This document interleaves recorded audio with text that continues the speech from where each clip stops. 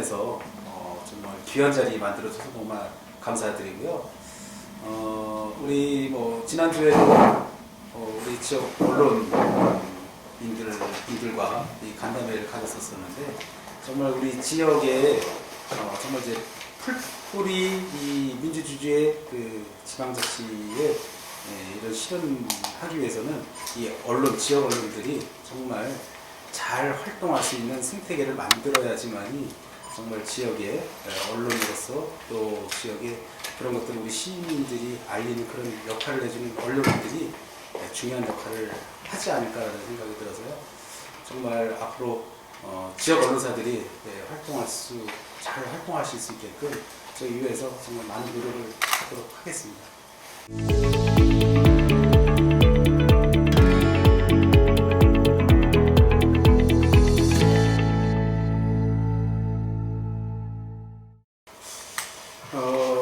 먼저 이제 저희가 시정조리를 인사 관련해서 했던 부분들은 그 당시 이제 우리 문재인 대통령 문정권이 출범하고서 크게 이야기했던 키워드가 세 가지가 있습니다.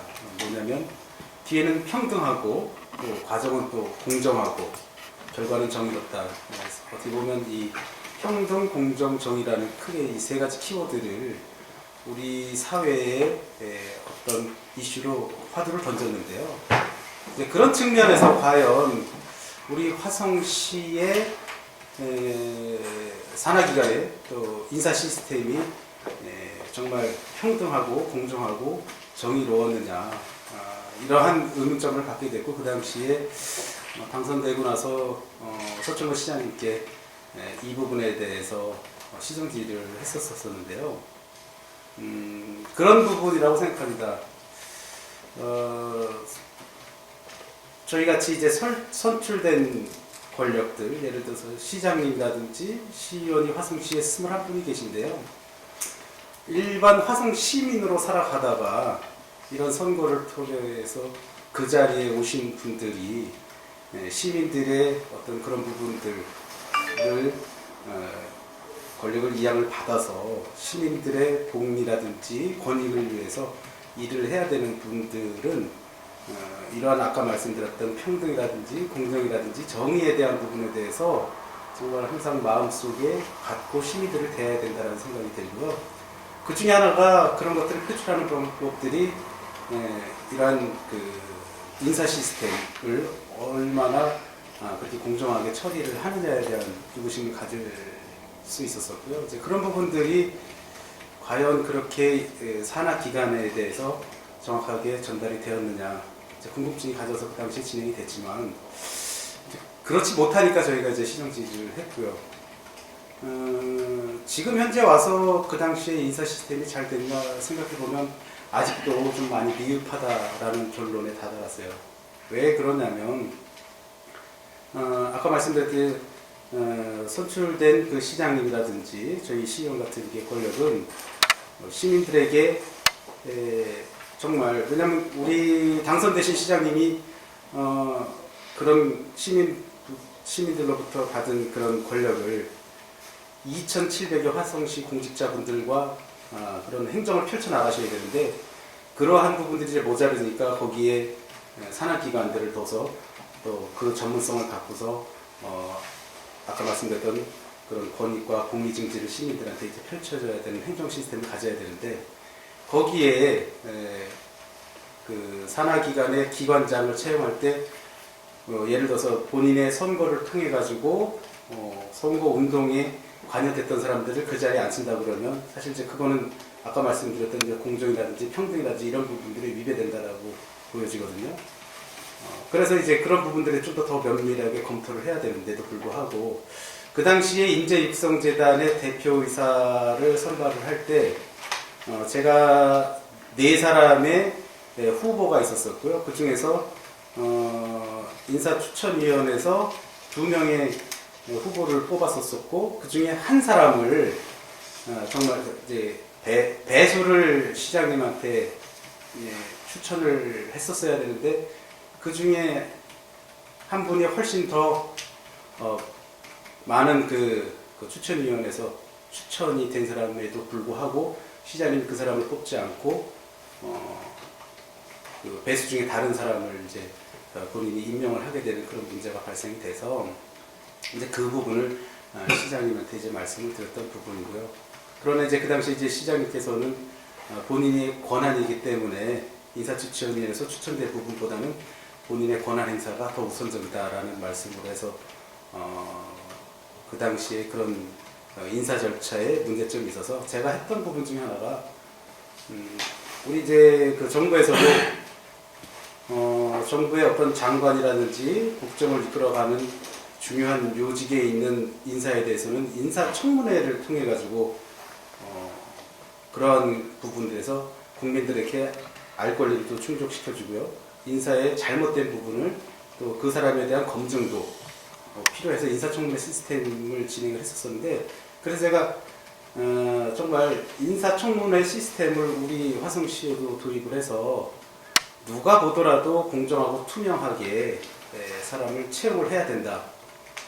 그렇게 해야지만이 아까 말씀드렸던 시민들부터 받은 권력을 정말 시민들한테 공익과 권익을 위해서 사용할 수 있다라는 말씀을 드렸는데, 이제 그런 측면으로 보면 아직도 우리 화성시의 그 산하기관의 인사 시스템은 저희가 계속 처음부터 주장했던 부분처럼 진행은 되지 않고 있다. 그래서 좀 많이 아쉽다라는 부분을 좀 말씀드리고 싶습니다.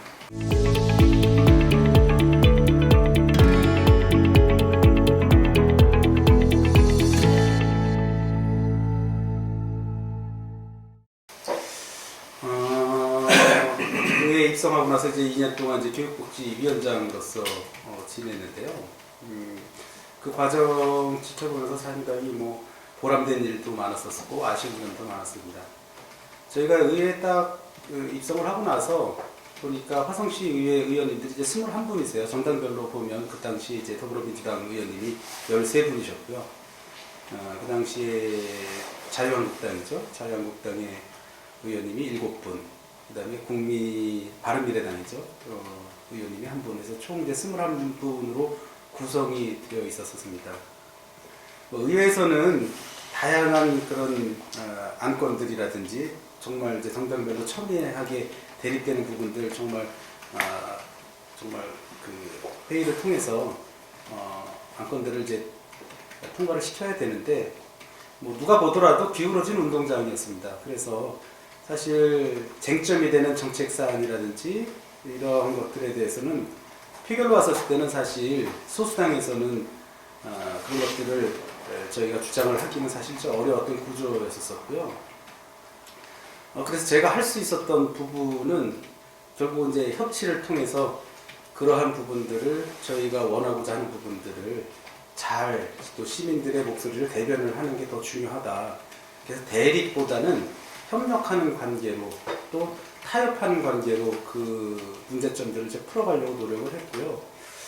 교육복지 상임위에서 정말 뭐 2년 동안 다양한 정말 많은 정책들, 뭐 많은 안건들을 처리하면서 제가 한 번도 의원님들과 대립을 세우지 않고 합의를 통해서 문제를 해결을 해냈다는 것, 저는 그 무엇보다도 중요한 그런 일들을 대결 구도로 가지 않고 합리적으로 상대방 의원님들을 통해서 협의를 통해서 그렇게 2년 동안 의정활동을 했다는 것에 대해서 자부심을 갖고 있습니다.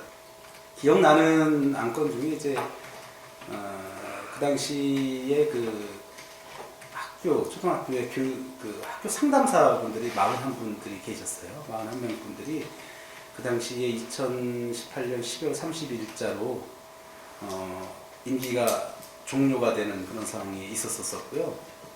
그 당시에 서철모 시장님을 비롯해서 우리 집행부에 41분의 학교 상담사 분들이 근로에 대한 부분들을 연장을 좀 해달라라고 요청을 했었는데 서철모 시장님 이제 12월 31일까지 이 사업에 대해서 이제 일모를 하겠다라고 얘기를 해서 이분들이 상당히 이제 어려운 처지에 있으셨고요. 그래서 뭐 화성시청에 와서 그 추운 겨울에도 계속 집회를 하셨었고 또 그 교육청에 가서 제가 오체 투지까지 하시면서 시위를 하셨었었는데 그런 것들이 계속 저희하고도 끊임없이 이제 대화를 통해서 다시 이제 그 다음 해 여름에 연장이 돼서 그분들이 또 1년간 더 그 업무를 수행을 하셨는데 그 당시 이제 41명 중에 절반 분들이 견디지 못하시고 다른 직장을 찾아서 하기 위해서 떠나셨고요.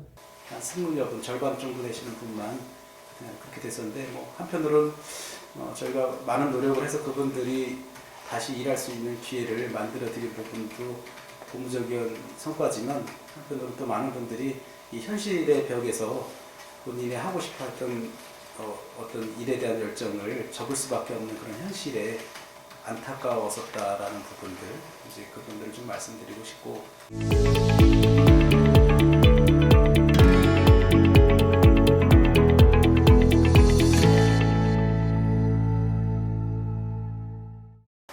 네, 지금 첫 번째 지금 이제 안영중학교 말씀을 해주셨는데요. 안영중학교는 제 개인적으로 모교이기도 하고요. 또 정말 오랜 기간 동안 우리 화성이 아니라 대한민국의 자랑인 차범근 선수라든지 아니면 박지성 선수 그 이외에도 많은 축구인들을 배출한 명문 축구 학교입니다. 근데 이제 사라질 위기에 처해 있죠 지금 현재. 그래서 이제 무엇보다도 가슴이 저 개인적으로 많이 아프고요. 중요한 건 이제 그런 것 같습니다. 이제 안영중학교의 축구부 사실 이 엘리트 체육이 가지고 있는 태생적인 문제이기도 한데요. 학교에서 정말 학교장이 엘리트 체육에 대해서 정말 관심이 있고 전폭적인 지지를 하고 이러한 시대는 아닌 것 같아요. 지금 현재. 왜냐하면 어떤 이제 클럽이라든지 이런 문화들이 자꾸만 활성화되다 보니까 그런 쪽으로 이제 축구도 자꾸만 이렇게 변화하고 있는 것 같습니다. 그럼에도 불구하고 아까 말씀드렸다시피 이게 화성의 문제만이 아니고 대한민국에서 정말 축구하면 안영중학교고 안영중학교는 그런 고출한 전 세계적인 스타를 배출했기 때문에 안영중학교가 주목을 받았는데 이제 그러한 안영중학교의 축구부가 해체가 된다고 하니까 개인으로서도 안타깝지만 국민적으로 이 축구를 좋아하는 사람으로서는 상당히 어떤 허탈감이라고나 해야 될까요? 근데 그 면모를 보면 안영중학교의 축구부 같은 경우에는 사실 어떻게 보면 그 안영중학교의 학부모하고 학교장님의 갈등 구조에서 발생이 됐다라고 보여지거든요. 근데 그거는 상시적으로 언제든지 계속 있어 왔던 이야기예요. 그렇다 그러면 이제 제가 말씀드리고 싶었던 부분은 어떠한 개인이라고 해야 되나 아니면 학교장님이겠죠. 결정권자는 어차피 학교에서는 학교장님이 가지고 계시니까 어떠한 개인이 이러한 오랜 전통과 역사를 쌓아온 축구부라든 부분을 본인 스스로 결정을 해서 없앤다라고 하는 것들은 저는 정말 제도적으로 이건 상당히 문제가 좀 있다라고 보여지고요. 그런 부분들은 좀 우리가 이제 지역사회라든지 또 이렇게 행정을 담당하고 있는 이런 관청이라든지 이런 데서 좀 대조적으로 그러한 어떤 개인이 결정하는 사안에 대해서는 좀 이렇게 브레이크를 좀 걸고서 주민들 또 그 지역 사회들 아니면 또 정말 많은 국민들이 바라보는 그런 영혼을 좀 담아서 이렇게 결정할 수 있는 그런 시스템을 좀 만들어가는 게 좀 더 중요하다라는 생각이 듭니다. 안영중학교 축구부는 정말 그렇게 어떤 특정인에 의해서 해체가 되는 것이 중요한 게 아니고 우리 지역사회 좀 더 나가서 우리 국민적인 영혼을 담아서 정말 한번 고민을 해서 그러한 명문 학교라든지 나름대로 이렇게 잘 갖춰져 있는 역사 전통을 가지고 있는 학교의 어떤 그러한 축구부라든지 아니면 그러한 관련된 이런 것들은 좀 이렇게 조치해서 지역사회 같이 함께 고민을 담고 가는 게 좀 중요하다. 그런 시스템을 좀 만들어가는 게 더 중요하다라는 말씀을 좀 드리고 싶습니다. 그리고 이제 두 번째 말씀해 주셨던 게 그 유치원 부분인데요. 사실 이제 뭐 그러한 비리들 잘못된 부분들 그동안에 이제 관행적으로 온 게 사실 그거를 제도적인 부분에서 문제점이기 때문에요. 그건 이제 제도를 보완해야 된다라는 부분을 말씀을 드리고 싶습니다. 특히 이제 뭐 요즘 들어서는 특히 유치원 또 어린이집의 교사분들이 폭행 아닌 폭력을 어린 아이들한테 해서 그런 것들이 이제 사회적인 이슈가 많이 되고요. 잘못된 부분들도 많이 있어서 교사에 대한 부분들은 조금 더 그 인성에 대한 교육이라든지 또 학원장을 통해 가지고 정말 끊임없이 그런 것들에 대한 방지를 위해서 노력을 좀 많이 해야 될 부분이 좀 필요하고요. 사실 제 지자체에서 우리 화성시에서는 이제 유치원까지는 어쨌든 간에 이제 교육청 소관 업무다 보니까 저희가 어린이집까지만 사실 이제 관할을 하고 있어서 교육청은 사실 저희가 직접적으로 뭐 어떤 행정관리에서 이렇게 틀에서 포함되어 있지 않아서 저희가 뭐 그런 관리 감독을 할 수 없는 위치에 있다는 것을 좀 말씀드리고요. 다만 이제 우리 어린이집부터 시작해서 우리 화성시에서 많은 예산을 들여서 지금 관리 감독하고 있으니까요. 그건 또 체계적으로 철저하게 좀 관리를 해야 된다. 그리고 아까 말씀드렸던 그러한 그 유치원의 부정적인 그런 부분들, 관행들은 뭐 예를 들어서 그 정부에서 뭐 바우처 사업이라든지 여러 가지 이제 지원금을 지금 전달을 유치원에 하고 있지만 제도적인 부분인 것 같아요. 그 부분을 어떻게 보완해서 갈 건지에 대한 부분들은 아마 국회에서 제도적으로 보완해야 된다라는 말씀을 좀 드리고 싶습니다.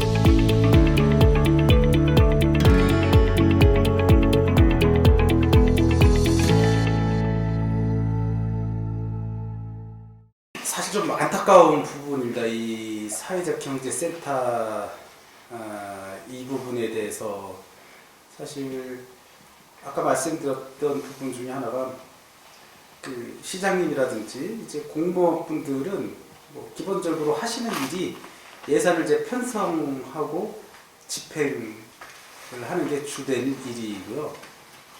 또 의원의 역할은 그리고 이제 그러한 집행부의 일련의 과정들을 견제를 하고 또 예산이라든지 이런 것들을 의결을 하고 상당히 이제 질적으로 이제 다른 역할이죠.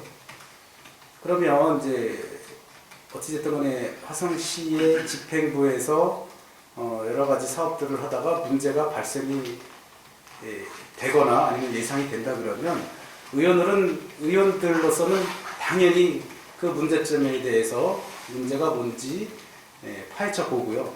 그거에 대해서 어떻게 방향을 설정을 해서 다시 이끌고 갈 건지에 대한 방향도 제시를 해야 되는 게 의원의 역할이라고 생각합니다.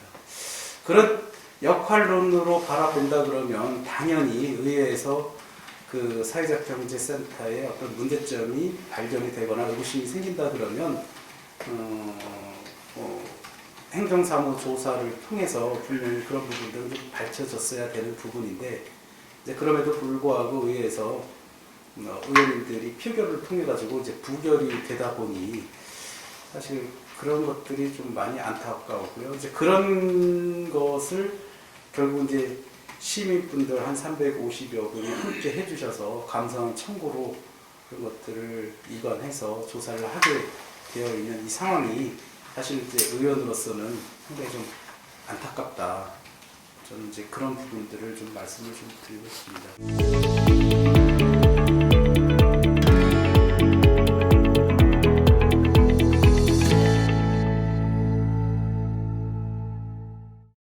제가 의원 되고 나서 지금까지 이제 계속 뭐 처음부터 일반적으로 계속 해왔던 얘기인데요.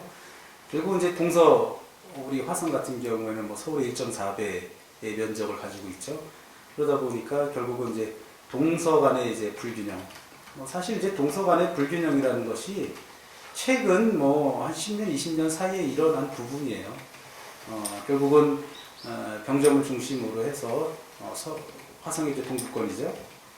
병점을 중심으로 해서 우리 이제 동탄 신도시가 개발이 되면서 많은 인구들이 이제 유입이 되고요. 모든 우리 화성의 경제적인 부분이라든지 외형적인 부분이 사실 이제 동탄을 중심으로 발전이 되고 있습니다.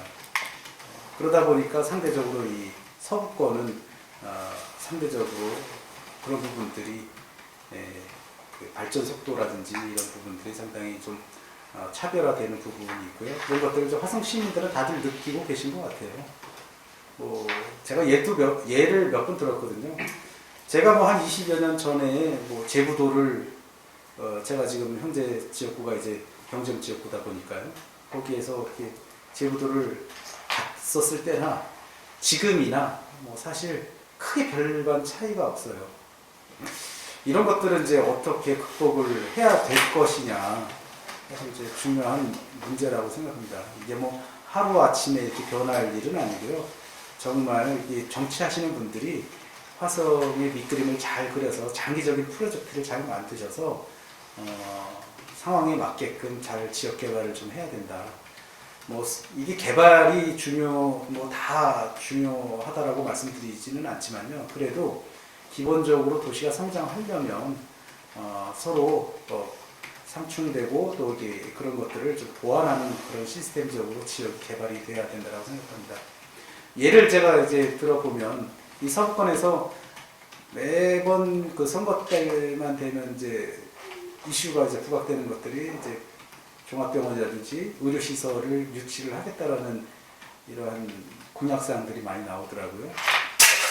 근데 현실적으로 그런 공약사항이 지켜지기가 힘든 게 뭐 의료산업도 사실 어떻게 보면 손익이 나야지만이 유치가 될 수 있고 그런 산업들이 이제 공약사항이 실현이 되는 건데 뭐 그런 부분에서는 안타깝지만 아마 쉽지가 않으니까 공약사항으로 이제 실현이 안 되는 것 같습니다. 근데 좀만 눈만 돌려보면 이 동부권에는 특히 뭐 동탄권에는 종합병원도 있고 사실 의료 시스템이 잘 갖춰져 있어서 근데 이제 그러한 것들을 서부권에 있는 사람들이 동부권에 가서 이용을 하면 되는데 이제 교통 시스템이 이게 아직까지도 제대로 작동이 안 되고 있는 부분이에요. 그래서 화성을 전반적으로 좀 보면 이 남과 북의 교통 체계는 잘 되어 있지만 동서를 연결하는 이 교통 시스템이 되게 부족하다. 예를 들어서 화성을 30분 내에 주파하는 도로망이 이게 동서로만 개설이 되어 있다 그러면요. 뭐 서부권에 있는 분들이 차 타고 30분만 가서 충분하게 이제 동부권에 있는 의료시설을 이용을 한다고 생각을 해보면 굳이 이 서부권에 그런 의료 시스템이 갖추지 않다고 해도 충분하게 이 화성 관내에서 다 이용이 가능하다. 그래서 이런 것들은 전 무엇보다도 이 화성이 좀 더 한 단계 발전하는 데 중요하다. 그래서 이제 계속해서 그 말씀을 드렸던 부분입니다. 그래서 이 동서 간의 불균형은 결국은 그 안에 있는 교통의 시스템이라든지 도로의 확충이 앞으로 더 활발하게 이루어진다고 하면 조금 더 그러한 불평등이라든지 이런 것들은 해소가 될 거라고 생각을 하고요.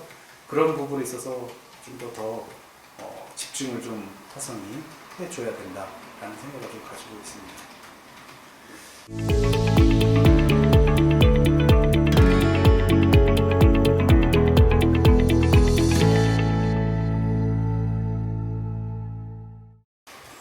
참 뭐 어려울 수도 있고 뭐 쉬울 수도 있는 부분입니다. 뭐 의원으로서는 당연히 이제 뭐 조례가 우리 시민들한테 정말 아까 말씀드렸던 권익과 복리를 위해서 필요한 부분이다라고 봤었을 때 그게 부합된다고 생각하면 당연히 저희가 의원으로서 역할을 당연히 해야 될 부분이고요.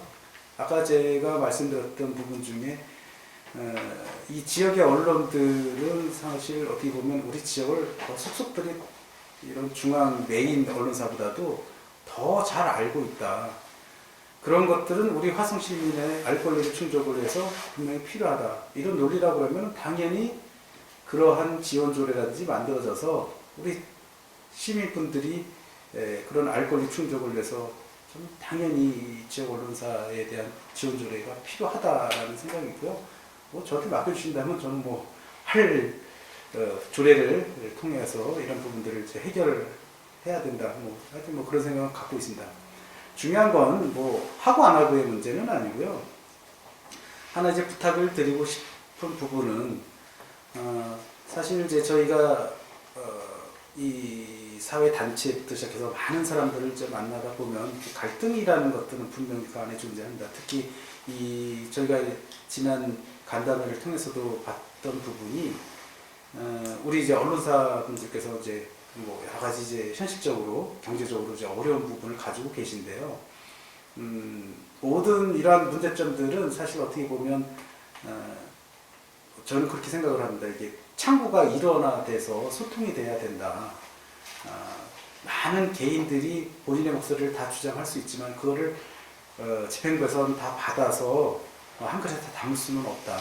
그렇게 되면 언론사에 계신 분들께서 정말 한 자리에 머리 맞대고 우리한테 필요한 부분이 어떤 것인지 진지하게 토의하시고 그거를 대표성 있게 시에다 아니면 또 의원을 통해서 이런 것들 애로사항을 전달해 주셔야지만이 저희도 그런 것들이 우리 언론사분들의 애로사항이다라는 부분들을 인지를 하고 같이 머리 맞대고 그런 것들을 해결할 수가 있는데 많은 분들이 이제 개별적으로 목소리를 내주시면 사실 그 많은 문제점들을 다 담아낼 수는 사실 현실적으로 불가능하다는 말씀을 드리고요. 그런 부분들에서 함께 해주신다 그러면 저희도 충분하게 공감대를 갖고서 그런 것들을 해결해 나가려고 노력을 하고 또 그렇게 해결될 수 있도록 최선을 다하도록 하겠습니다.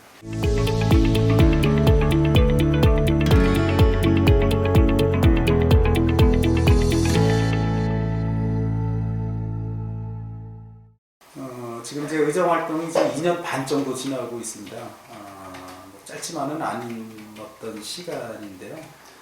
그 시간 동안 정말 좀 많은 거를 느끼려고 많이 다니기도 하고 많이 보려고 했습니다. 근데 이제 제가 이제 화성에서 태어나서 지금까지 성장을 했거든요. 제가 어디 가면 이제 뭐 제 자랑 아닌 제 자랑을 하는데 저는 이제 14대째 화성에 태어나서 지금 살고 있고요. 시간으로 따지면 거의 한 400년 되는 것 같아요. 저희 선조가 그 병자호란 때 이렇게 올라오셔서 예전에 이제 광교산 전투가 있었었는데요. 거기서 하시고 화성에 그때 정착을 하셔서 지금까지 저희가 살아오고 있어서 나름대로 화성에 대해서 누구보다도 저는 이제 애착이 많다라고 항상 생각을 했었었고요. 근데 이제 의원이 되기 전에는 사실 우리 화성의 좀 과거라든지 뭐 이렇게 변화되는 모습을 바라왔고 의원이 되고 나서는 화성의 현재 또 앞으로 또 이 화성이 어떻게 변해 갈 건지에 대한 정말 제 나름대로 궁금해지기도 하고 좀 더 알아야 되겠다라는 그런 생각들이 있어서 아까 말씀드린 대로 화성을 좀 더 가까이서 느끼고 싶다라는 말씀을 드렸는데요. 이러한 것들이 우리 화성 시민하고 같이 소통하면서 우리 화성을 조금 더 알아가면서 화성을 좀 더 발전적인 방향으로 가는데 정말 뭐 이력 하나마 제가 가지고 있는 그러한 소신과 또 역량을 갖고서 시민분들과 함께 그런 것들을 좀 알아가고 만들어가는데 최선의 노력을 다하겠다는 말씀을 좀 드리고 싶습니다. 사실 이제 올해 2020년 돼서 코로나19로 인해 가지고 뭐 저희가 생각지도 못했던 이 어려움에 처해 있는 것 같습니다. 뭐 경제적으로 또 뭐 소상공인부터 시작해서 뭐 지금 거의 정말 하루하루 살아가시는 게 힘들고요. 아까도 말씀드렸지만 가장 힘든 부분들이 결국은 이제 사회적인 약자, 저소득층, 또 장애인분들은 저희가 생각하는 것보다 더 어려운 삶을 생활하시고 계십니다.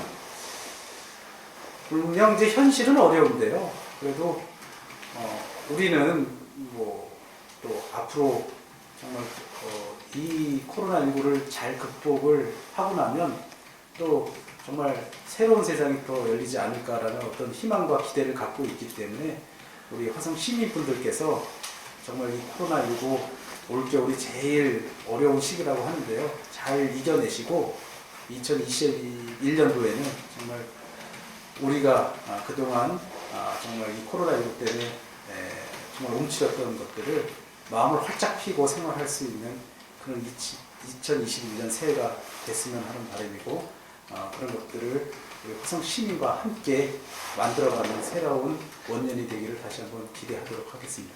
감사합니다.